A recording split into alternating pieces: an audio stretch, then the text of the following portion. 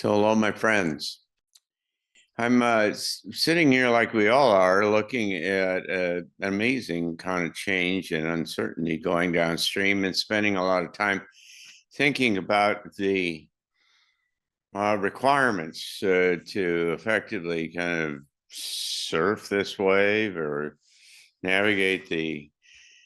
rapids or whatever the metaphor of your choice.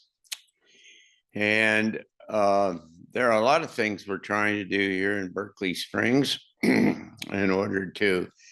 prepare for the great uncertainty that seems to be setting up for the next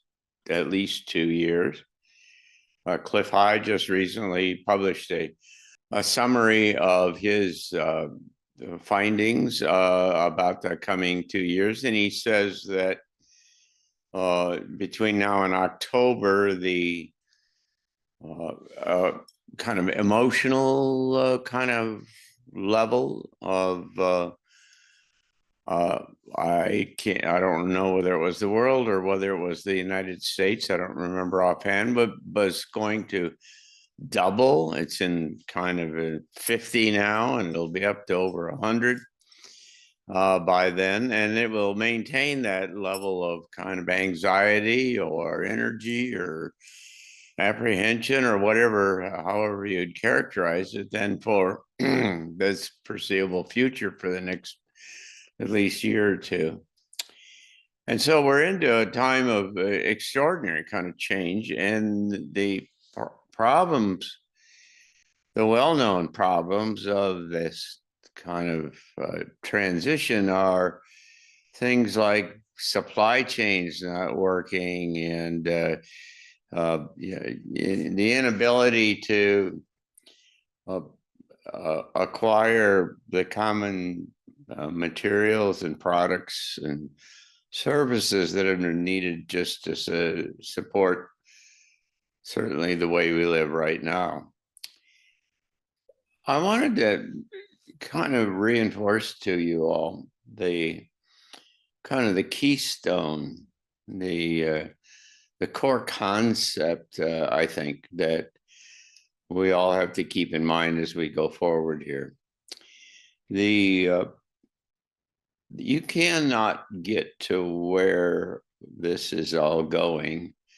by yourself. I think it's kind of self-evident if you spend much time thinking about it, that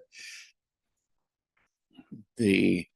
complexity and the interdependency of the world that we live in right now is such that that if the system begins to degrade in some way, if the government is not able to supply services, if the currency gets reset and you go through that kind of an issue, if you've got major climate change issues, that gets colder, any of a whole bunch of other things that all are lined up and converging here in the next few months. All of those are going to introduce variables and uncertainty and failures within this very complex interdependent system that we now have. And in a sense, this is very much like, a hurricane or an earthquake or something that destroys the infrastructure, in those cases, kind of locally. And what happens is that commonly, predictably, that a large number of people come together from all kinds of, from sometimes far away, sometimes not so far away, but they come together to help each other and to help rebuild the system, to help rebuild the environment that has been destroyed. Well, we're looking at a situation like that writ large. That is like the whole country or the whole world or something like that. And the difference is that there is the distinct possibility that there's not going to be an outside, there's not going to be anybody that is not influenced and affected by these kinds of things. And so it's not like you can reach out to 100 miles away and find folks who are doing quite well and are really quite secure and have the resources and the time and everything to come and provide help in the disaster area, because it's all going to be, to some degree or another, a disaster area. There will be certainly, whether it's a physical disaster in terms of a lot of destruction, or whether it's just emotional or financial or other such things, it certainly is going to not work the same way that it has worked before. And in the face of that kind of a situation, the only thing that works, it seems to me, it's not the only thing that you need, but it's the core, it's the fundamental component of the environment that you need, the situation that you need, is that you have to have community. You have to have like-minded people that you can depend upon, that you trust, that you know, and better than ever, far better than anything else. It's a group of people who have gotten together and have done some planning and thought about the different kinds of capabilities and skills and other things that they can bring together, the resources, in a time of great need. This is a pretty common sense, and if you spend any time looking at the serious books that have been written about how you respond to a disaster, of a large scale disaster, they all kind of come to the conclusion that the community in general is required, and in particular, a community that has anticipated and planned and positioned themselves to be able to be effective and responsive in terms of a large scale problem. And again, it seems almost impossible to me, unless you're completely independent, stocked up for years worth of food and other such things. And there are some people like that. But if that's not who you are, then when the grocery store quits working and the gas station can't pump gas and any number of other things that we're all dependent upon, then it takes a very short time, a matter of days, a handful of days, as a matter of fact, before things get very dicey, very uncertain, and a lot of kind of the civil nature that we all presume and depend upon evaporates when you don't have any food and you can't supply your family, and you're suddenly facing an existential situation. And so,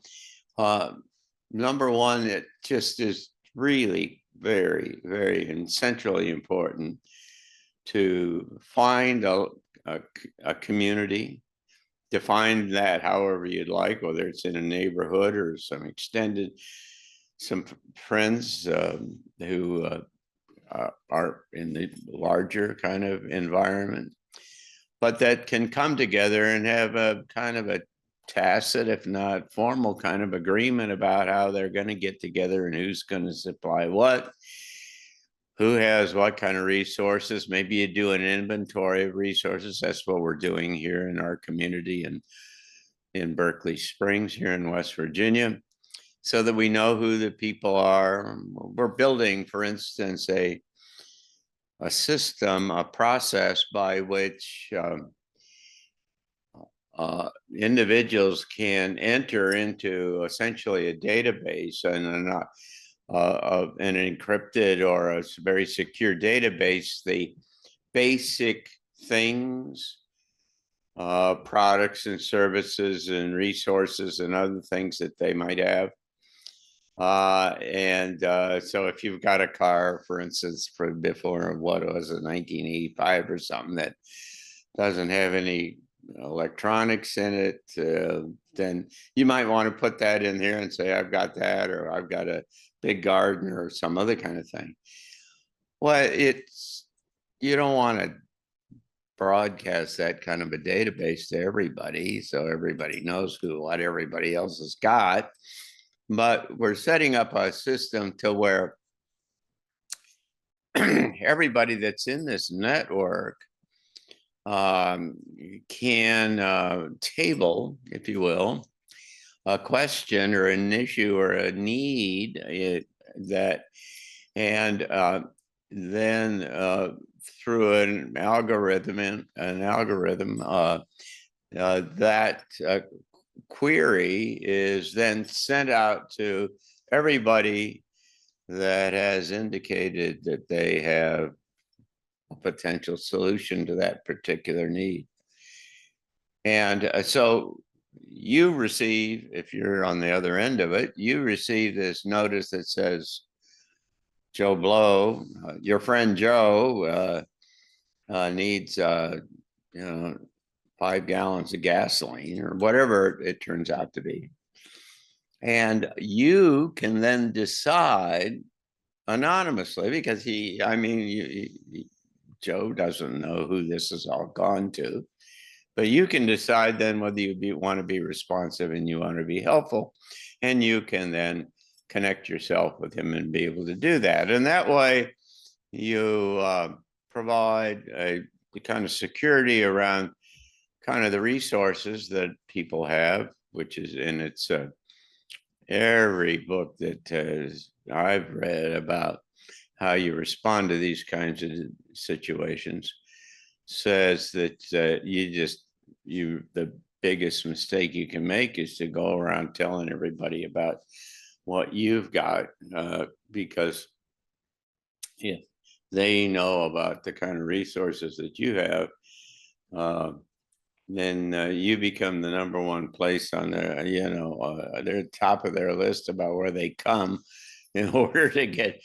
food or gasoline or whatever it turns out to be. And you just really don't want that to happen. But at the same time, you want to be responsive and helpful to the people who are in your group or in your community. Now, if you think much about this,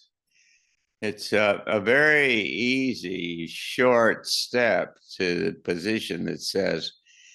living in a large city or even kind of a medium-sized city, 2, 3, 400,000 people or something like that, is really going to be hard in this kind of a situation. Not only because unless you build, there's always the possibility that you can, within your neighborhood, you can put together an organized kind of approach to this, to where people get together and they plan and what they're going to do and how they will respond and so on, and how you will protect your assets and your resources and so on. But it gets really tough, if not impossible, when you get into large cities. Large cities, the supply chains are very brittle. You have very few. I mean, if you think of New York, for instance, what are there? 6 different ways to get into Manhattan, and if any of them aren't working, you got yourself a real big problem really fast. And and more than that, you have these huge concentrations, and if you can't provide a lot of kind of throughput and transportation, you can't supply that. And then things get, they get really sideways pretty fast in those kinds of situations. And so there's a whole lot to be said for thinking, anticipating and thinking about this beforehand. We've had, I'm kind of surprised the number of people who are moving to our town of Berkeley Springs. We just had somebody else that the other day that so they're selling their house and their little business, and they're going to come, and there are a lot of folks who are, I mean, relatively for us anyway, a lot of folks who are, figured this out and decided that it's really important to get out to where you have more of a degree of independence here. And so there are many ways, and there are books and all kinds of resources that exist to lay out the different aspects of how you organize a community and the things that you need to think about. I mean, there are the usual things like water and electricity and food and so on, but then there are issues about security. In our little town, we're right on an interstate highway coming straight out of 100 miles from Washington and Baltimore. And if there were big problems there, then I can tell you that there are quite a few people in this town who have thought about what they would do and how we would secure the place if you had, hundreds of thousands of people coming, walking, riding bicycles, whatever they were doing, coming down the interstate, and just cleaning up everything on both sides of the highway. When I first put together our amateur radio group, one of the fellows raised his hand and said, "Did you know that when Berlin was being turned, when it had been decided that Berlin was going to be turned over to isolated within East Germany, and that there was a short kind of a window before it all went into became executed, that thousands and thousands of people started walking down the highway toward West Germany to try to get to West Germany before everything closed down. And this man at least said that they stripped everything 10 miles, both sides of the highway, food, everything that they could find, because it was, it was existential. It was about, life or death, and they needed, and so you get yourself very quickly into these spaces of trying to think about kind of physical security and so on, and certainly communications and other things that we don't spend a whole lot of time thinking about. And so I would just like to just reinforce here, and in these times that are inbound, that you've got to find a kind of a critical mass of like-minded souls, people that you trust and that you can depend upon and that you enjoy being with, because otherwise, if the stories in the past are emblematic at all about what might happen here in the future, that would be a very, very unhappy and very hard time in order to make it through what seems to be inbound here. So we'll come back and talk about some more of these things later, and I'll look forward to seeing you again.